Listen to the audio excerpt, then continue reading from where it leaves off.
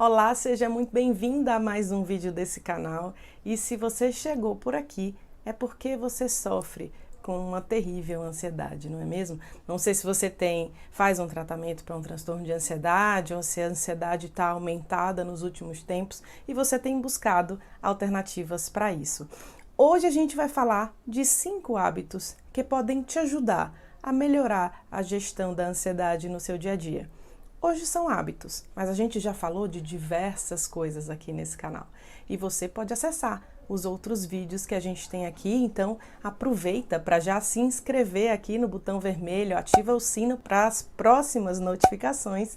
Mas se você tem dúvidas sobre falta de ar, palpitação, alimentos, intestino e cérebro, dúvidas, até sobre medicamentos que eu também coloco por aqui, suplementos, etc., a gente tem todo esse conteúdo já aqui nesse canal, então inscreva-se para poder acompanhar tudo isso. E a gente vai conversar agora então sobre 5 coisas importantes que podem te ajudar. Roda a vinheta, Bruno.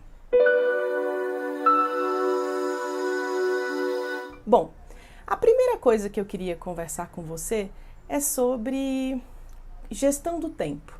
Mas gestão do tempo não no sentido geral como a gente ouve aí. Gestão, na verdade, da maneira como a gente utiliza o nosso tempo e a maneira como a gente leva o nosso dia. E o primeiro item é pratique Seiri. Você já ouviu falar em Seiri?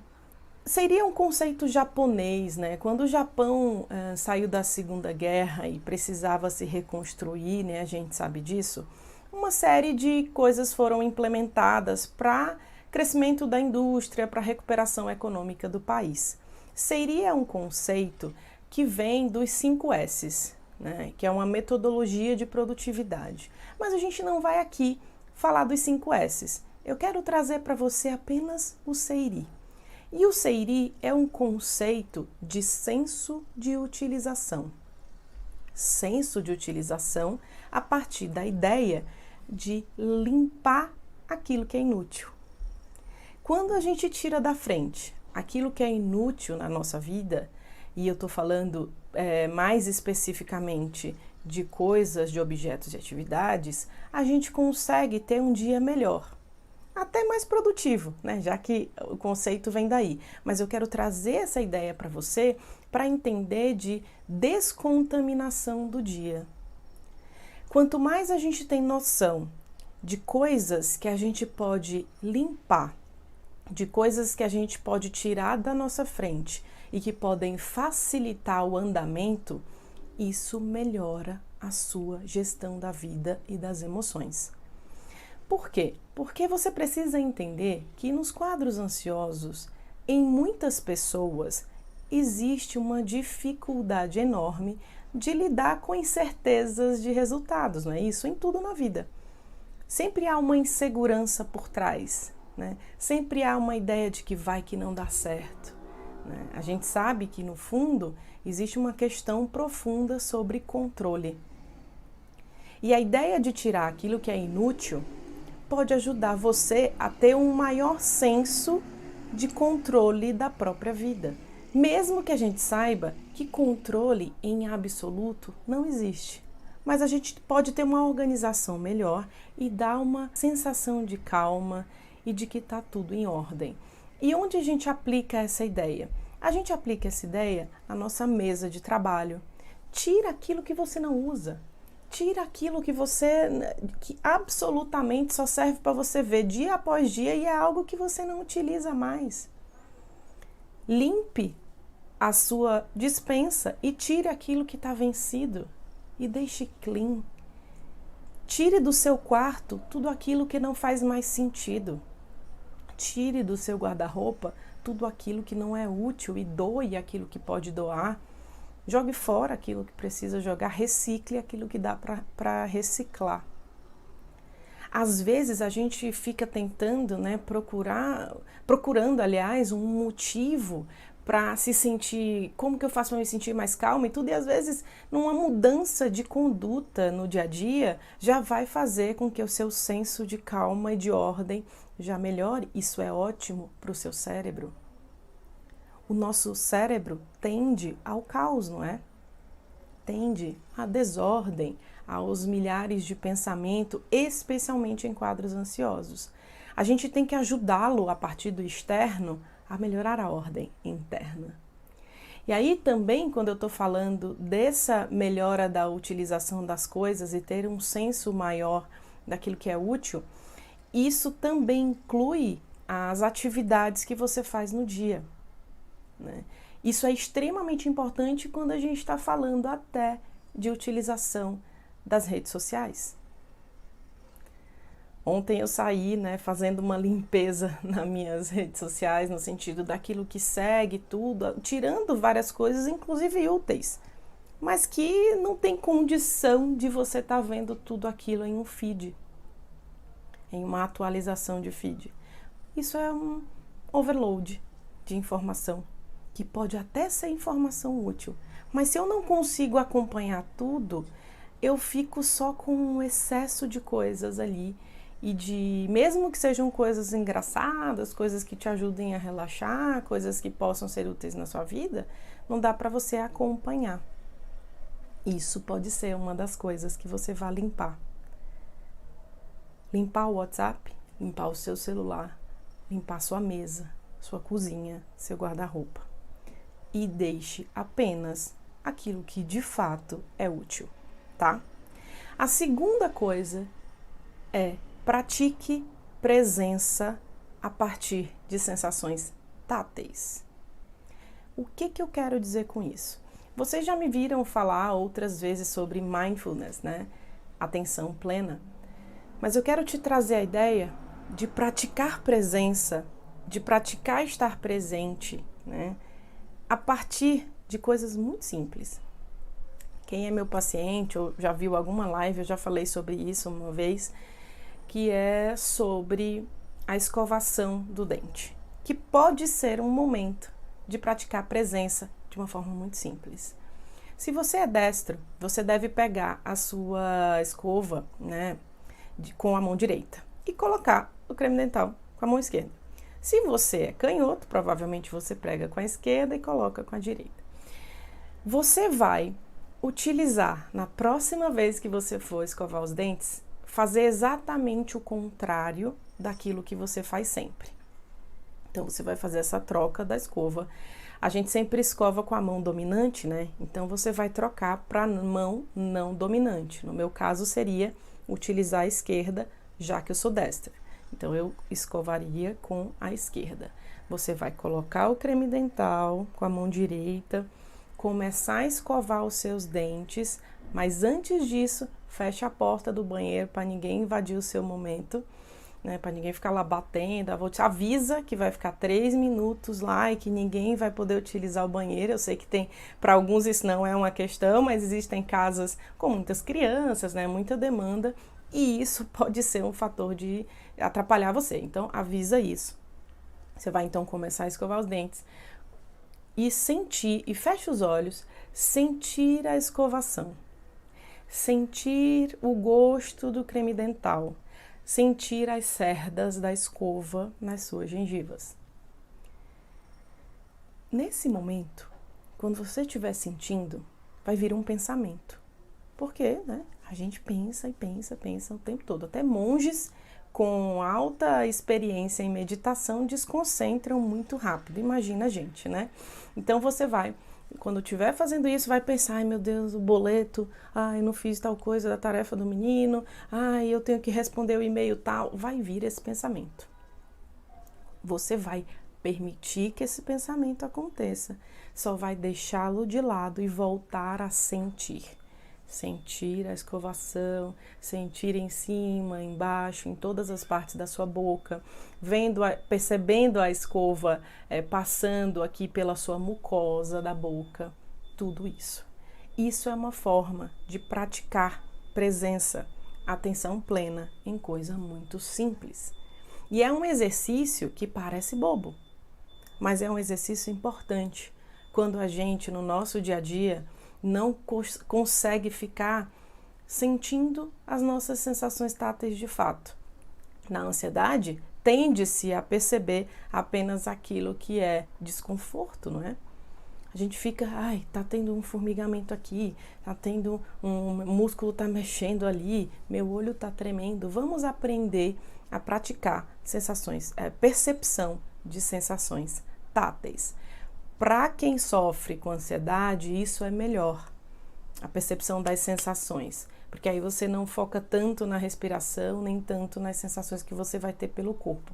E se no momento que você estiver praticando isso, tiver alguma sensação desconfortável, né, sentir alguma coisa desconfortável daquilo que você já sente por conta do quadro, permita, deixe acontecer e continue praticando. Da mesma forma que você vai fazer com o pensamento. Vai vir o pensamento, assiste e diz, ó, do lado e volta a sentir. Ele vai continuar ali, depois você lida com isso.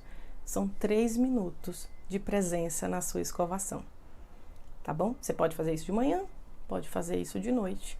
E você vai percebendo que à medida que o tempo for passando, você vai melhorar a sua concentração e esse momento vai ter cada vez menos pensamento atrapalhando e que você tem a sensação de que não consegue gerir. Vai ficando cada vez melhor, tá bom? Essa é a nossa segundo hábito de hoje que pode te ajudar. O terceiro é reduzir o consumo calórico. A gente já tem trabalhos, né? Depois eu posso trazer um vídeo exatamente sobre esse trabalho, que a redução do consumo calórico por 8 semanas ajudou na melhora de quadros depressivos e ansiosos. Resumindo, comer menos, né, e pode ajudar, porque as pessoas entram naquela beliscação de coisas e aí fazem aquilo que eu já falei para vocês em um outro vídeo sobre swing glicêmico e o quanto isso pode prejudicar um quadro de ansiedade. Falei disso no meu livro Ansiedade Controlada, cujo acesso está aqui abaixo do vídeo se você tem interesse e não leu ainda, porque isso é uma coisa extremamente importante quando a gente está falando dessa gestão da ansiedade, tá? Então, redução do consumo calórico, e eu não estou falando isso de uma forma patológica, tá? Doente. A pessoa começar a não comer e não comer nada porque reduzir o consumo calórico vai melhorar o quadro. A gente está falando de moderação. E se você precisar de ajuda profissional para isso, perfeito, né? Procure um nutri para isso, um nutricionista, mas fique sabendo já de antemão que a redução, 8 semanas, né, de redução de consumo, comendo ali aquilo que é importante no seu dia a dia, mas de forma reduzida em quantidade de calorias, pode te ajudar. Uma outra coisa, a gente falou do primeiro, né, praticar seiri, o segundo, praticar presença, a partir de sensações táteis, o terceiro, redução do consumo calórico, e o quarto que eu quero te dizer é reduza o consumo de informações sobre o seu quadro, sobre especificamente a ansiedade. Eu sou uma pessoa que trago conteúdo para vocês aqui, né? Gosto de fazer, tento trazer as melhores explicações e tirar as dúvidas. Sei que tem outros canais, outros colegas que fazem isso muito bem, com ótimos vídeos. Tem coisa no Instagram, tem tudo. Ótimo que você siga. Maravilha. Siga quem você quer e quem te ajuda. Mas selecione uma quantidade X de informações para você ver e pronto. Eu me preocupo com isso porque, gente, algumas pessoas veem isso o dia inteiro. Passam o dia inteiro pesquisando sobre sintomas, pesquisando sobre o que tomar, conversando com pessoas que sofrem disso, né? Não que isso seja um problema, muito pelo contrário, suporte ajuda, né? Comunidade ajuda. Mas a gente tem que ter uma preocupação de que o fato da internet nos gerar uma quantidade maior dessas informações, a gente pode entrar num overload. Um overload que, ao invés de te ajudar com a informação, ele te prejudica. Porque você tem que entender que existem outros quadros específicos, pessoas com personalidades muito diferentes da sua, que podem te trazer informações, por exemplo, em alguns grupos, que não têm a ver com o seu quadro, e você pode se apropriar disso. Então, se você faz parte de alguma comunidade mediada por um profissional, pergunte para esse profissional, Não fique procurando informações de pessoas que tiveram problemas com outras coisas que você pode se apropriar, como até não adaptação a determinados tipos de tratamento que você acha que com você vai acontecer a mesma coisa.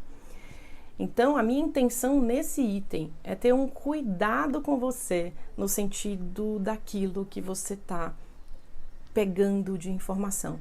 Selecione grupos e profissionais que você quer seguir, né? Aquilo que você acha que vai ajudar, fique restrito a isso e não saia ampliando muito. Porque tenho conversado assim com algumas pessoas e de fato, né, passam o dia inteiro vendo só sobre isso. E tudo aquilo que você foca, cresce. Quanto mais você vê só sobre isso, mais você sente isso, no sentido de autossugestão que eu tô falando, né, de aumento do foco sobre questões de sintomas, e isso pode não te ajudar muito. Aliás, pode ser um fator que atrapalhe você, tá bom? E o nosso último item tem a ver com sono. Tente dormir mais cedo. Quando se tem um quadro, né, de ansiedade, às vezes a insônia é um dos sintomas. Eu entendo. E é isso mesmo, inclusive a gente trata para que a pessoa durma melhor. Mas muitas pessoas não têm insônia. E não tendo insônia, também não tem muito cuidado com o horário que vai dormir. A gente não está aqui falando de tipos de biologia no que diz respeito a sono, tá? Existem pessoas mais produtivas de noite, outros mais produtivos à tarde, outros pela manhã. Não é disso que eu tô falando. Eu tô falando que se você tem um sono bom quando você vai dormir, mas a sua questão hoje em dia, você não tem observado os seus horários e isso tem te deixado cansada de manhã, não tem se sentido produtivo, isso pode ser por conta de você estar dormindo muito tarde. Não estou aqui, falando de distúrbio de sono, mas sim que dormir mais cedo pode ser um fator de ajuda para você na gestão da sua ansiedade. Certo? Espero que esses 5 itens tenham te ajudado. Se você gostou das dicas que eu coloquei aqui, ou melhor, dos hábitos sobre os quais a gente falou e que podem te ajudar, compartilha esse vídeo. Manda para quem você acredita que pode se aproveitar disso para ter uma vida melhor. Manda para os teus grupos, para o WhatsApp. E se você não está inscrito nesse canal ainda, clica aí no botão vermelho e inscreva-se. E eu te aguardo no nosso próximo vídeo. Até lá!